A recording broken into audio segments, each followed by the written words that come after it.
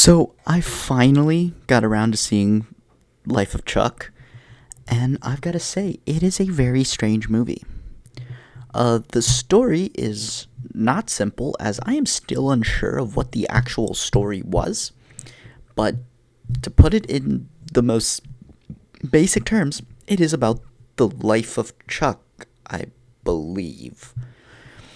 What is cool about this movie is that it isn't told linearly.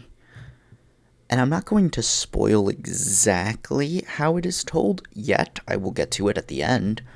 Mostly because I do think you have to talk a bit of spoilers to fully grasp the comprehension I have of this movie. It's fun. It's entertaining, and I can see why people enjoy it. It does touch on some subject matter that I just don't like in my movies, but it handles the subject matter a lot better than many others do, so I have to give it a pass there. Story, I think, does leave a lot to be desired, but I'm going to give it a slight pass since it is based on a Stephen King short story instead of a Stephen King novel. So I'm going to give a Hot Pocket score, mostly due to the fact that it just felt like it needed more, like, meat in the bone. It felt very, very little. Like, it felt like it needed more. Cinematically speaking, there are some cool visuals, and the music's great, and the soundtrack's great. It just doesn't have a lot going for it to make it a true cinematic experience. It is something that you could watch even on a small screen and be perfectly adequate and seeing everything that happened. So I understand if you don't rush to the theater, especially since it's very limited in its availability, but I'm going to give another Hot Pocket score here. Now, the directing I thought was pretty good. I do really like how the film is actually directed. Mike Flanagan does a great job and pacing the film as well. I thought it was really well paced, especially with how they told the story, which, again, I will get to in a bit. So I'm going to give a hand grenade score here. I did really enjoy the directing and makes me kind of excited for Mike Flanagan's Clayface movie that's going to come out in 2 years or something like that. Next up, the acting.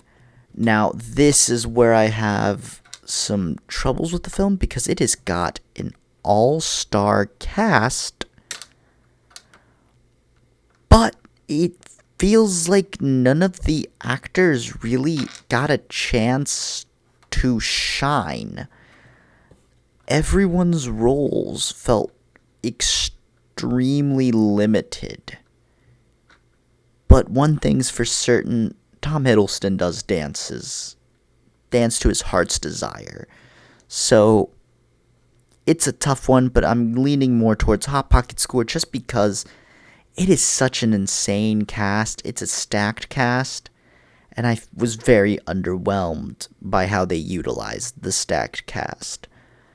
Moving on, expectations and experience. It was not at all what I expected. Was it better than I expected? Not really. Was it worse than I expected? Also, not really. It's very weird. And it's just hard to talk about. And now, let's get into a bit of a spoiler thing. This movie is actually told in reverse. It is literally split up into Act 1, Act 2, and Act 3, but we get Act 3 first, Act 2, and then Act 1. And the issues with that is the way Act 3 sets up this mystery for the movie, it is not solved by the end, and actually makes me even more confused on if there was correlation between the two causes. Like, it feels like it was, but nothing in the two previous acts explain it. And I think that kind of left me a little underwhelmed, because they really did set up this huge mystery in the third act. And, like, they set up actually a bunch of mysteries in the third act, which is technically the first act, but none of it's resolved through the second and third acts, which is technically the second and first acts of the story. And it's interesting, and, like, moments were really cool, but, like, it just leaves a little to be desired. That's all. So, yeah. In conclusion, I'm going to say that this is a certified Hot Pocket movie. I think it's definitely worth a watch, and I do recommend it. I do not guarantee your enjoyment of it, but I do think you'll enjoy a lot of parts of it. And I did enjoy parts of it, so that's all that really matters. So, in conclusion, certified Hot Pocket movie.